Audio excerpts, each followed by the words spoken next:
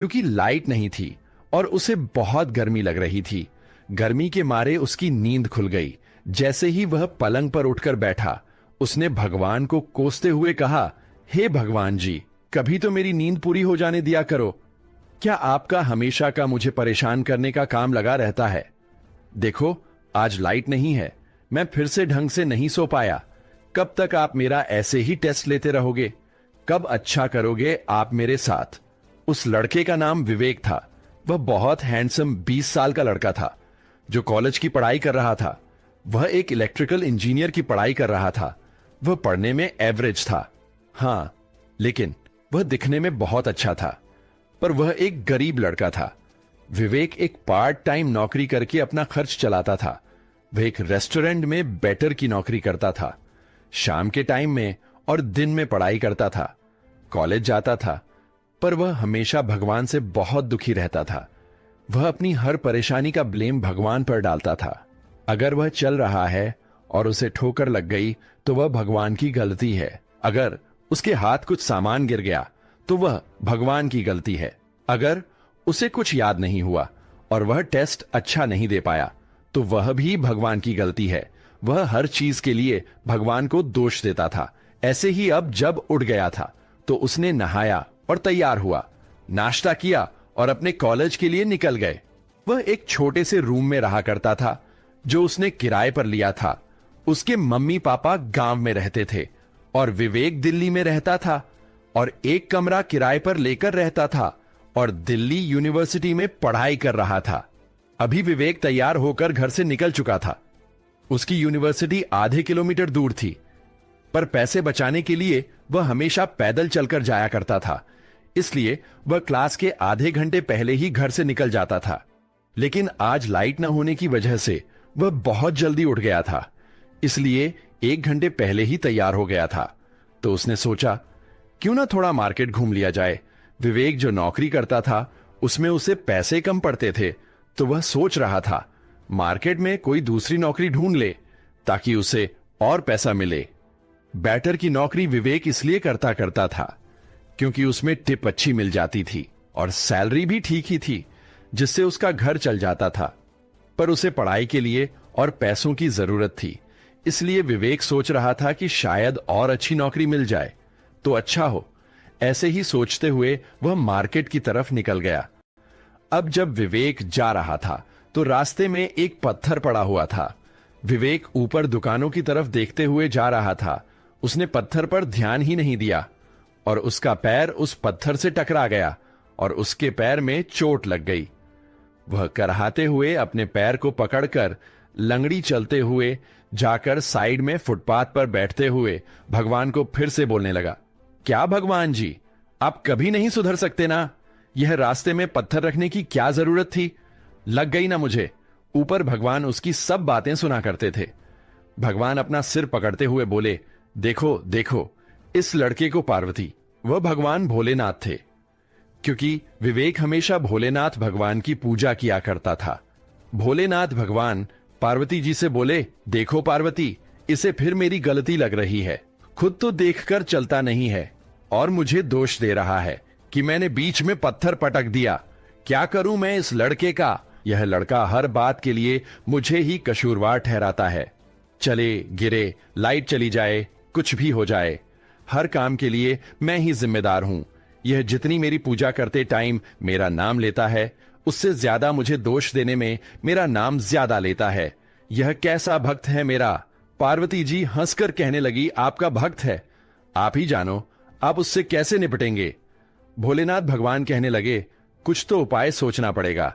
मैं एक बार विष्णु भगवान से बात करके देखता हूं, शायद उनके पास कोई उपाय हो इस भक्त से निपटने का, क्योंकि अब मैं थक गया हूं इसके ताने सुन सुनकर।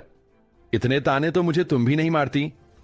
पार्वती जी आंखें बड़ी करके भगवान की तरफ देखने लगी और भगवान से बोली, क्या मैं आपको ताने मारती हूं? और हर पति की तरह भगवान भी डरते हुए बोले, नहीं नहीं, मैं तो मजाक कर रहा था। पार्वती जी मुस्कुराने लगी और भोलेनाथ भी मुस्कुराने लगे। इधर नीचे धरती पर हमेशा की तरह भगवान को कोसने के बाद विवेक उठा और आगे की तरफ बढ़ गया। उसे ऐसी कोई नौकरी नहीं मिली थी जो उसकी बैटर की नौकरी के बराबर उसे पैसा दे सके। इसलिए आधा घंटा बर्बाद करने के बाद वह कोलाज पहुंच गया। कोलाज में वह अपनी क्लास में जा ही रहा था कि विवेक से जाकर एक लड़का टकरा गया और विवेक की सारी किताबें गिर गईं। वह लड़का दौड़ता हुआ कहीं जा रहा था।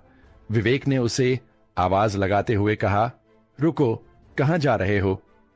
और यह तुमने क्या किया? वह लड़का दौड़ते हुए पीछे पलटकर बोला, सॉरी यार, मुझे बहुत जरूरी काम है। आज एक नई लड़की आई है और वह बहुत ही सुंदर है। सब लोग उसे देखने के लिए जा रहे हैं, मैं भी जा रहा हूं। सॉरी यार, तुम खुद उठा लेना अपनी किताब। ऐसा बोलकर वह जल्दी जल्दी भाग गया। विवेक मन में सोचने लगा, नई लड़की, अब ये कौन सी लड़की आ गई? विवेक क्लास की सेकंड ईयर में था। उसे नई लड़की के बारे में जानने में कोई भी इंटरेस्ट नहीं था। वह अपने ही दुखों में बहुत परेशान था। इसलिए उसने सारी किताबें उठाई और फिर से भगवान को दोष देते हुए कि यह भी भगवान का ही किया धरा है। उन्होंने कुछ प्लान किया होगा जिसकी वजह से उसको धक्का लगा। ऐसा सोचकर अपनी क्लास में चला गया।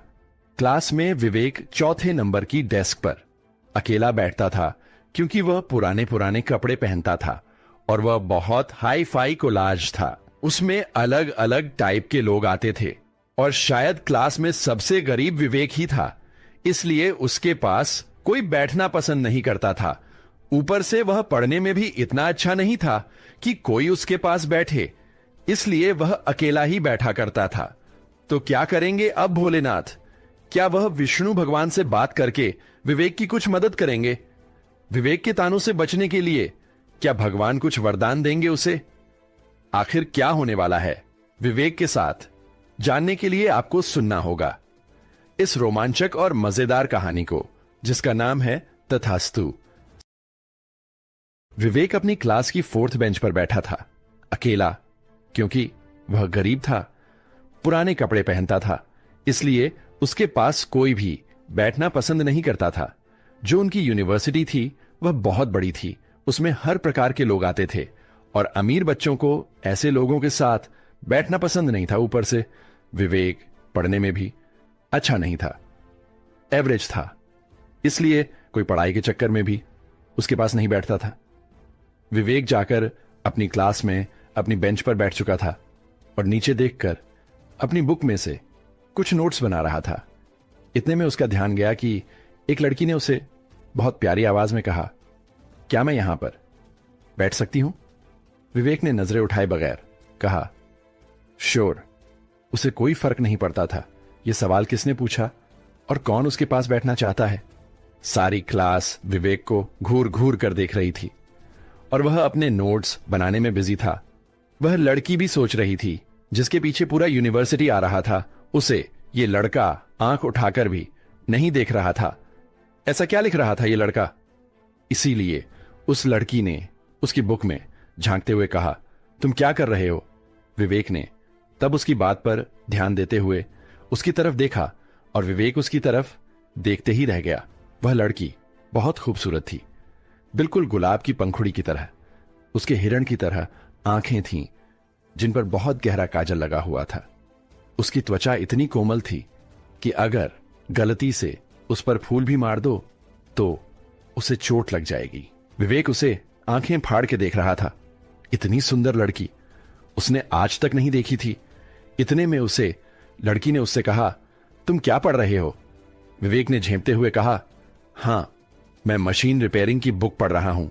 उस लड़की ने कहा, लेकिन यह क्लास तो इंग्लिश की है ना? विवेक में हां में सिर हिलाते हुए कहा, हां, मुझे पता है, पर मुझे इस सब्जेक्ट के नोट्स बनाने हैं और अभी क्लास में 5